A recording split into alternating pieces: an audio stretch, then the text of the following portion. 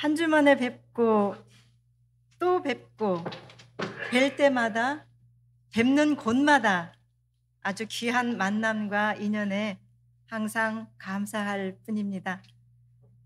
어느덧 우리 곁에 살며시 찾아와서 조금씩 봄을 알리는 꽃들이 이렇게 많이 보여집니다. 그러한 자연의 섭리를 볼 때마다 고맙고 또 이렇게 볼 수 있는 나를 낳아주시고 길러주신 부모님, 그리고 인생의 순리를 알려주신 소태산 대종사님과 스승님들께 항상 머리 숙여 감사한 마음을 드립니다. 또한 우리가 원불교에서 2년 된 것만도 기쁜 일인데 이렇게 이처럼 강남교당에서 만나서 함께 신앙하고 또 수도인의 삶을 나눌 수 있다는 것에 대해서 큰 영광이고 사하님 은혜에 감사합니다. 한마디로 영산 해상이 따로 없죠. 이곳이 바로 영산 해상이라고 생각이 들어집니다. 방금 성가대가 불러주신 그 안심곡과 교가는 제가 굉장히 학생 때 좋아했던 노래입니다.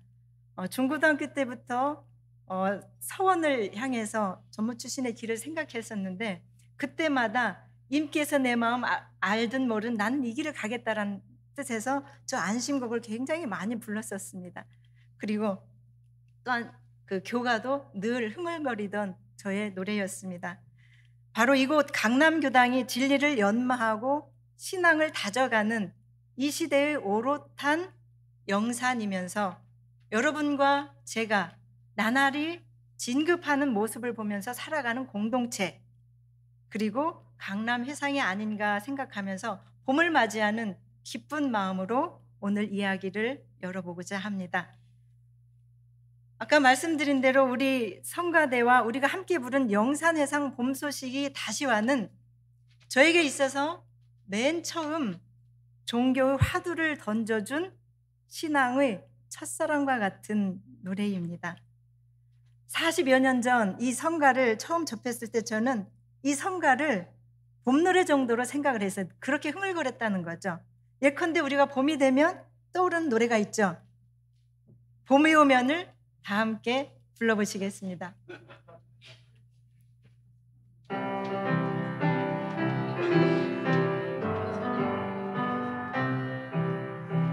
봄이 오면 산에는 진달래 피네 진달래 피는 곳에 내 마음도 피어 언덕 마을 젊은 처자 못 따라오거든 꽃만 말고 이 마음도 함께 나가주. 아주 노래를 잘 부르시네요. 시간이 흐르고 이렇게 이제 흥얼거렸다는 거예요. 봄이 오면 생각나는 것처럼 학생의 시절에 계속 그 학생 법회 때나 일요 법회 때 보면 늘 교가를 불렀기 때문에 늘 흥얼거리던 노래였습니다. 시간이 흐르고 이 성가 영산회상 봄 소식이 다시와를 되뇌이면서 봄 소식의 이면에 숨겨진 영산, 그리고 영산에서 행해졌던 놀라운 부처님의 이야기와 2500년의 시간이 다시 지나서 찾아온 주세불 소태산 대종사님의 위대한 영산회상 소식을 오버랩하면서 시공을 초월한 진리의 자리, 바로 오늘의 이 자리에서 신앙 공동체를 향한 우리의 생각과 가치를 나누고자 합니다. 지구상에는 참 많은 모임들이 있습니다. 다양한 모임들이 있죠. 그래서 함께 우리가 더불어 살아간다고 하는 것은 인간이 혼자서는 살아갈 수 없기 때문에 참 더불어 살아간다는 것이 의미 있는 것이고 또한 행복한 인생의 출발점이 되기도 합니다.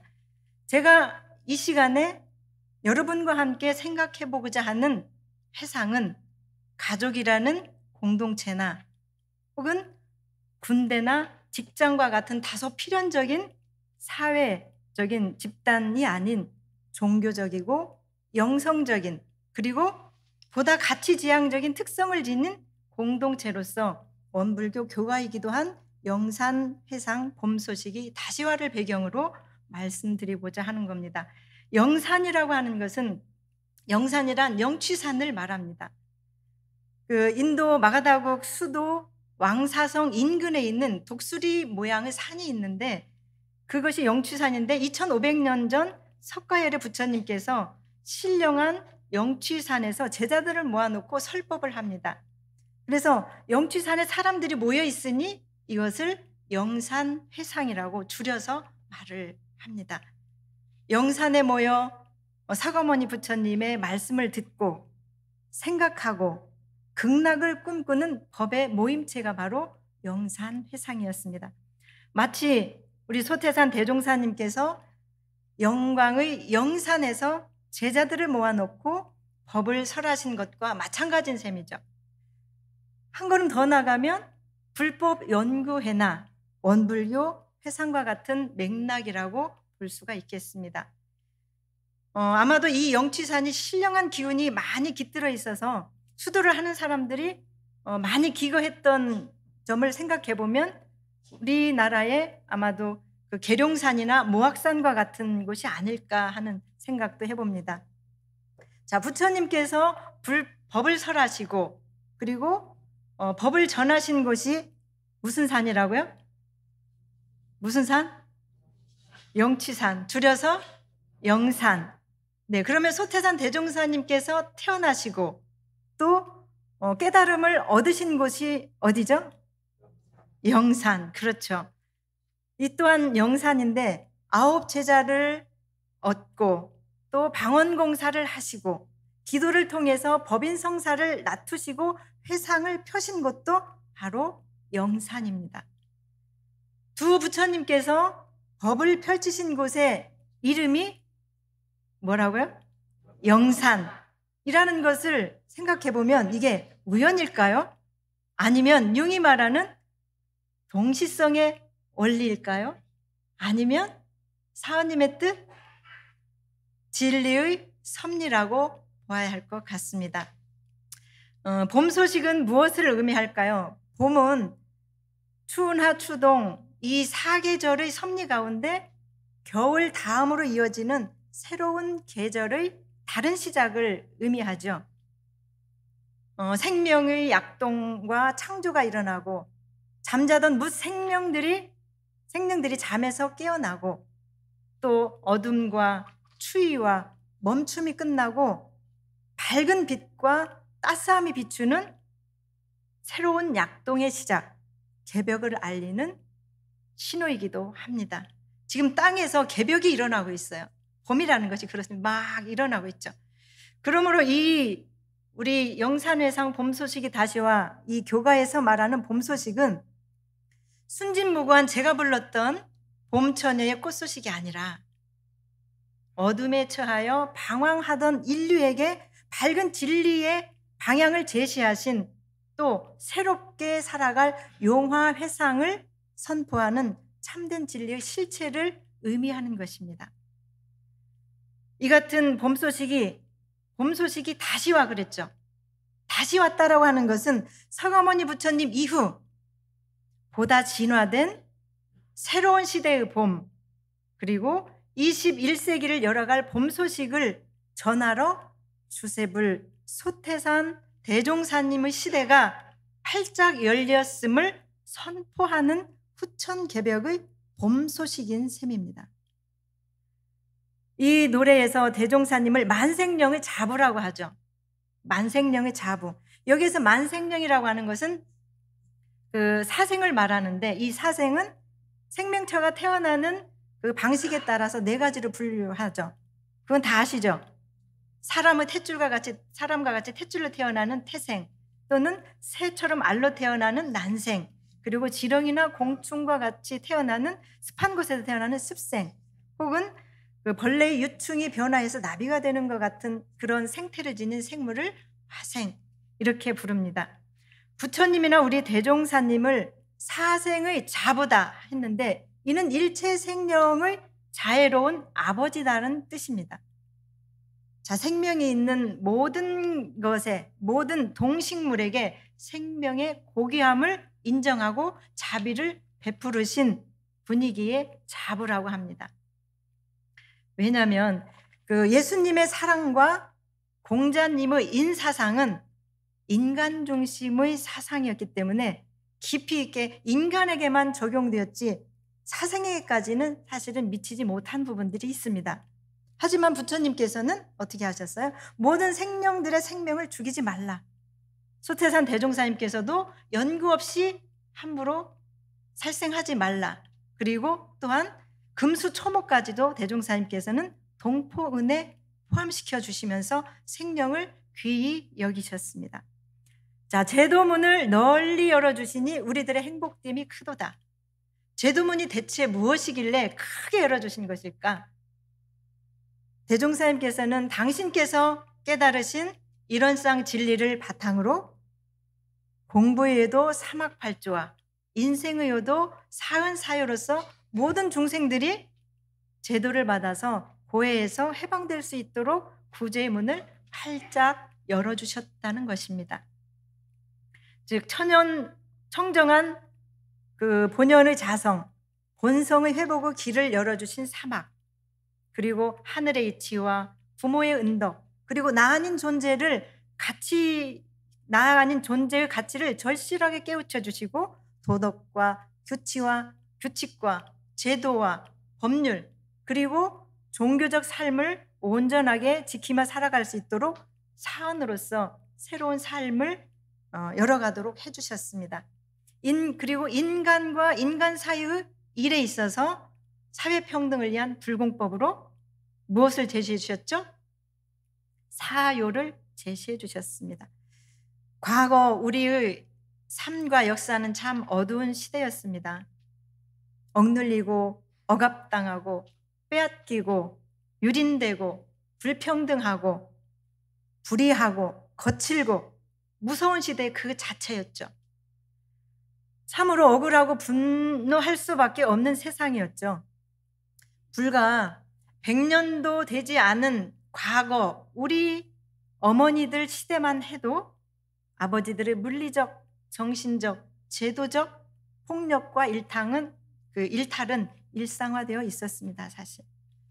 그리고 미국에서도 여성에게 투표권이 주어진 것은 얼마 되지 않았습니다. 돈과 권력과 그런 것에 의한 억압과 착취, 남성과 여성의 불평등한 부조리, 아이들과 약자들에 대한 야만적 폭력이 사라져가고 평등한 세상, 그리고 자유의 꽃이 만발한 사회, 그리고 진정한 평화의 세계가 지금 열려가고 있습니다. 부처의 견지에서 보면 이렇게 열려가는 이 시대에도 개벽이 와 있어도 그것을 아직 모르고 못 깨닫고 산다면 그는 아직 개벽이 왔어도 그것을 아직 암흑의 세계에서 산다고 볼 수 있겠습니다. 최근 우리 사회는 이른바 미투와 같은 부정한 일들을 청산하기도 하지만 과거 문제와 혹은 진영 간의 이해 대립으로 이어지는 갈등을 볼 때에는 마치 서부 영화나 무협 소설을 떠올리기도 합니다. 왜? 원한과 복수가 반복되고 있죠. 그리고 복수한 사람의 마음은 과연 편안할까? 참 그런 생각을 해봅니다. 정의로운 살인과 복수는 과연 행복할까? 온당한 것일까? 한을 복수로 푸는 것은 또 다른 한을 낳게 되죠. 상급과 투쟁은 어둠과 강급을 초래할 뿐입니다. 물고 물리는 무서운 엄령만 남길 뿐이죠. 그러므로 이젠 우리가 모두 풀고 그리고 자비와 사랑으로 상생의 시대로 나아가야 된다라고 하는 것으로서 대종사님께서는 사유를 제시한 것입니다. 그래서 우리 이런 사유를 통해서 우리 사회와 회상에서 가장 이 시대의 절실한 덕목은 바로 용서와 관용입니다. 용서와 관용. 어떠한 경우에도 잘못은 미워하고 반성하되 사람은 용서하고 사랑해야 한다는 것.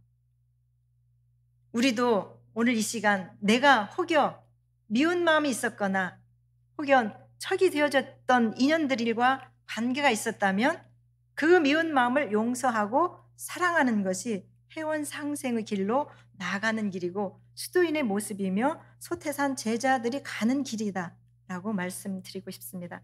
상극의 그 업을 멈추는 것은 그 소태산 대종사님께서 대종경 10장에 이런 말씀을 해주셨습니다. 한 제자가 어떤 사람에게 봉변을 당하고 분을 이기지 못하자 네가 갚을 차례에 참아버려라. 그러하면 그 업이 쉬어지려니와 네가 다시 갚고 지금 다시 갚고 보면 저 사람이 다시 갚을 것이니 그 업은 끊임없이 쉬지 않고 상극의 업이 끊일 날이 없으리라. 이런 말씀을 해주셨습니다. 지난 일요일 2부 법회에서 인과품 10장을 가지고 함께 법회 후에 문답감정을 하는데 홍성덕 도반님께서 이런 말씀을 하시더라고요. 교무님, 이 말씀을 듣고 보니까 2차 세계대전 당시 나치에 의해서 학살된 유대인이 약 600만 명이었다는 거예요. 근데 그 전쟁이 끝나고 난 뒤에 독일은 나치가 유대인에게 가한 만행에 대해서 참회하고 용서를 구했고 지금도 끊임없이 진정 어린 사죄가 이어지고 있습니다. 우리 사회나 일본이나 이런 사회를 비교해 보면서 그런 말씀을 하시더라고요. 그러므로 이것도 세계사적으로 보면 그 업을 쉬게 하는 것이 아니겠습니까? 그런 말씀을 하시더라고요. 맞습니다. 자, 우리 사회와 정치도 과거를 회피하지 않고 철저한 참회와 용서와 관용으로 새로운 역사를 만들어가면 좋겠습니다. 이 사은 사회로서 사회 불공이 되어지도록 우리가 노력과 실천이 필요하다는 걸 말씀드려 봅니다. 따뜻한 봄이 돌아와야 겨울에 얼었던 산화 대지의 그 얼음이 녹는 건 자연의 이치죠. 마찬가지로 우리도 어두운 시대에 얼었던 마음을 녹이려면 따뜻한 사은의 보온으로서, 사은이라고 하는 은혜로서 따뜻한 정의를 건네야 한다. 그 복수에 의한 정의가 아니라 따뜻한 사은으로서 사은의 정의, 보온의 정의가 건네져야 한다. 이것을 바탕으로 일체 중생을 구제하고자 소태산 대종사님께서 나서셨다 말씀드리고 싶습니다. 이것이 우리 원불교 신앙의 궁극인 대진급의 길로 나아가는 원리라는 사실을 강조하면서 말씀드립니다. 우리 이론대도 또 정법을 믿고 실천하는 우리들부터 무지에서 구제하고 우리가 또한 행복한 가정, 지역, 국가, 사회, 세계를 구제하는 소태산의 제자들이 되었으면 합니다.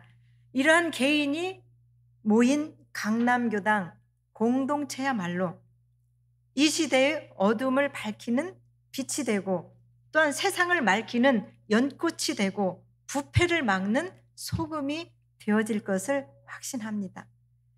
자, 어둠에서 방황하던 우리는, 이 말은 진리를 깨달은 부처는 밝음의 세계에서 살지만 깨닫지 못한 중생은 진리를 모르니까 앞뒤가 캄캄한 곳에서 살아간다는 말입니다. 공부가 조금 되신 분들은 조금 밝은 곳에선 살겠지만 아주 밝지 않아서, 아주 깜깜하지도 않지만 그렇다고 아주 밝지도 않아서 초저녁 같은 그런 세계에 살아갑니다. 대종사님께서 불법연구회를 창립하시고 그 취지문에 쓰시기를 이렇게 쓰셨습니다. 혼몽 중에 있던 우리, 취중에 있던 우리라고 밝혀놓으셨습니다. 정신이 가려서 흐려서 가물가물한 상태를 혼몽이라고 하죠. 마치 술에 취한 것처럼 몽롱하게 살던 우리였습니다. 그리고 취지문에 또 이렇게 밝히십니다. 만물의 근본과 끝을 알지 못한 우리, 선악귀천의 근본을 알지 못하고 시비나 이해를 알지 못해서 한탄과 원망에 그쳐 있는 우리, 그리고 사람으로서 감각 없는 무정물에게 소원 성취를 비는 우리, 그리고 나의 한 몸도 제대로 챙기지 못한 채 가족들의 앞길을 이끌어주지 못한 우리, 이렇게 쓰셨습니다. 이 말씀을 요약하면 천지 만물 시종 본말을 우리가 모르니까 이 몸이 어디에서 와서 어디로 가는지를 모를 것이고, 또 육도 사생이 변하는 이치를 모르니까 죄와 복과 고통과 낙이 어디서 오는지를 모른다는 말씀. 다시 말해서 생멸 없는 진리와 인과 보응되는 이치를 모르고 사니까 우리가 어둠에서 방황하는 우리다라는 말씀이십니다. 온 세상의 광명인 정법에 무시선과 무처선의 공부로 한량없는 삼대력을 갖추세. 자, 이 말은 대종사님께서 어두운 파란 고해의 일체 생명을 제도하기 위해서 이런데도 바른 정법을 내주셨죠. 이 정법을 밝혀서 밝은 광명이 온 세상 사람들의 어두운 마음을 환하게 밝혀주자라고 하는 것입니다. 그래서 우리는 시도 때도 없는 또는 장소도 구애받지 않는 무시선, 무처선의 공부를 통해서 온전한 삼대력, 수양력, 연구력, 취사력을 갖추자는 신앙인의 다짐을 하고 있는 것입니다. 자, 재생의세 목적하는 형제들, 우리들의 신앙의 목적을 명확히 밝혀주고 있습니다. 잘 아시는 바대로 우리 공부인의 최종 목적지는 뭐예요? 성불재중이죠. 성불재중입니다. 영원한 서원은 성불재중입니다. 자, 동시에 내가 깨달아서 부처가 되자는 것인데 동시에 일체 생명을 건지고 병든 세상을 치료하자. 그 방법이 사은사요 사막팔조입니다. 그 세상을 맑히자는 거죠. 우리가 수서역에서 이렇게 마을버스, 이 교당을 오기 위해서 마을버스를 타게 되면 제가 몇 번을 탔는데 거기 마을버스에서 음성 광고가 나오더라고요. 맑고 밝고 훈훈한 세상을 열어가는 원불교 강남교당. 강남교당을 가시려면 이곳에서 내리면 됩니다. 라는 말이 나와요. 멘트가 나와요. 굉장히 기분이 좋더라고요. 근데 몇 번을 들으면서 그 생각을 했어요. 굉장히 좋거든요. 세상 사람들한테 밝히는 거거든요. 맑고 밝고 훈훈한 세상을 만들어가는 원불교 강남교당이다. 근데 이제 그 뒤에 제가 느껴지는 게 책임감인 거예요. 나의 몸과 마음과 행동과 우리 교도님들 이 지역사회에서 우리가 이 말에 책임을 져야겠다라는 책임감이 느껴졌었습니다. 세상은 돈과 욕망과 또는 향락과 이기주의 병으로 많이 심하게 병들었다고 하죠. 대종사님께서 인생의 요도와 공부 요도, 사은사요 그 관계를 말씀해 주셨죠. 공부 요도는 의사가 환자를 치료하는 의술과 같고 인생의 요도는 환자를 치료하는 약재와 같다. 자, 세상 병을 치료하는 의술과 약재가 우리의 교법이라면 그것을 조제하는 의사약사는 바로 누굴까요? 의사약사는 병원이에요. 의사약사는 누구예요? 다 전문의들이죠. 여러분들입니다. 여기 병원장은 누굴까요? 회장님이신가? 교감님이신가? 자, 우리들이 바로 의사약사입니다. 만생령들을 대종사님의 정법으로 바르게 살게 해주고 병든 세상을 건져서 이 땅의 불국토를 만들고자 하는 것이 우리 신앙의 궁극이다. 이러한 사명을 이룩하고자 모인 형제들이고 자매들이 바로 우리다라는 것을 말씀드립니다. 그리고 고해중생 반야선에 건져서 일원의 꽃 피어있는 극락에 인도하자는 말이 나옵니다. 자, 중생들이 사는 세상을 우리가 고해라고 하고 대종사님께서는 이 세상이 파란 고해라고 말씀을 해주셨습니다. 인생이 사실적으로 현실적으로 겪는 많은 고통이 있기 때문에 괴로움이 있죠. 그래서 고해이고 또한 파란 고해라고 말씀을 합니다. 그러나 소태산 대종사님의 지혜의 배로 교법으로 세상을 구해서 생명의 길, 진리의 길, 고통 없는 해방된 대자유의 세계로 이론의 꽃이 피어있는 극락으로 우리가 함께 가자는 결기인 거죠. 끝으로 영겁에서 영겁으로 즐기세 이렇게 마무리하고 있습니다. 영겁이란 시작도 끝도 없는 무시무종한 영원한 시간과 공간과 사건을 얘기합니다. 그러니까 영원 무궁토록 해방과 구원의 기쁨을 만끽하자, 이렇게 말씀을 합니다. 과거에는 인생의 의미를 찾는 학문이 철학이었습니다. 현대에 와서는 그것이 미학으로 바뀌었다고 합니다. 이건 중요한 개념의 터닝 포인트입니다. 과거에 배고프고 무지한 세상에서는 먹고 사는 문제와 왜 살아야 하는지에 대한 고민과 담론이 사람들의 의식을 지배해 왔는데, 그러한 고민이 이제는 해소되면서 무엇으로 즐겁게 살까? 어떻게 살아야 재미있나?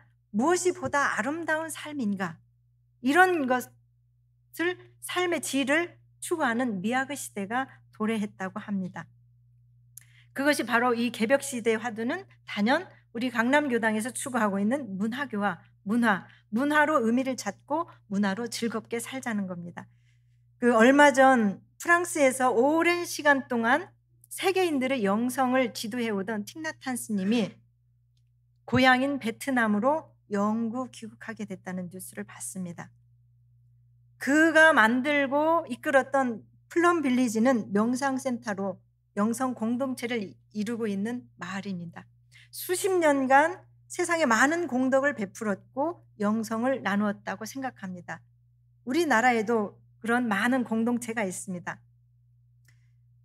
종교적이고 영성적인 단체가 셀 수 없이 많죠. 통일교와 전도관, 그리고 요즘의 신천지, JMS와 같은 기독교 계열과 일부 대형교회, 또 민족 종교 계열 또는 교육과 가치관을 공유하는 사람들의 공동체도 참 많습니다. 안타깝게도 그들 대부분은 공통점이 몇 가지 있습니다. 특정된 공간에서 신격화된 인물이나 교주를 중심으로 당대에 흥하거나 사라지거나 사회적, 윤리적 무리를 일으키고 상처를 남긴다는 점입니다. 이들과 원불교 회상이 결정적으로 다른 점이 있습니다. 자, 대종사님께서는 신앙의 대상을 당신으로 하지 않으시고 일원상을 신앙의 대상, 수행의 표본으로 하셨습니다. 그래서 원불교는 신앙을 할 때 사람의 중심이 아니라 교리와 교법 중심이라는 겁니다. 대종사님께서 개교 동기에 진리적 종교 신앙과 사실적 도덕의 훈련으로서 정신의 세력을 확장하고 물질의 세력을 항복받아 파란고의 일체 생명을 광대무량한 낙원으로 인도하렴이 그 동기니라 하고 분명히 밝혀주셨습니다. 자, 그래서 대종사님께서는 심지어 사람만 믿지 말고 그 법을 믿으라 하시면서 회상을 구성하는 그 누구라도 세상 사람 누구든지 스스로 대각을 이루어서 세상의 중심, 우주의 중심, 신성을 가진 존재로 진급할 수 있다는 비전을 세상에 선포한 것입니다. 자, 이제 우리가 어떻게 살아야 하는지 우리의 자세와 목표는 보다 명확해졌습니다. 영산에서 부처님과 소태산 대종사님을 맞이한 우리가 진리의 말씀을 깨우쳐서 생사고락과 선악인과의 해탈을 얻고 안으로는 자신을 구제하고 나아가서 중생을 제도하는, 세상을 밝히는 그러한 거룩한 인격체가 되고 성숙한 집단지성이 모여 힘을 발휘하는 이 시대의 영산회상인 이곳 강남교당의 교도, 이런 회상의 주인들이 되기를 간곡히 바라고 염원하고 함께 하겠습니다. 감사합니다.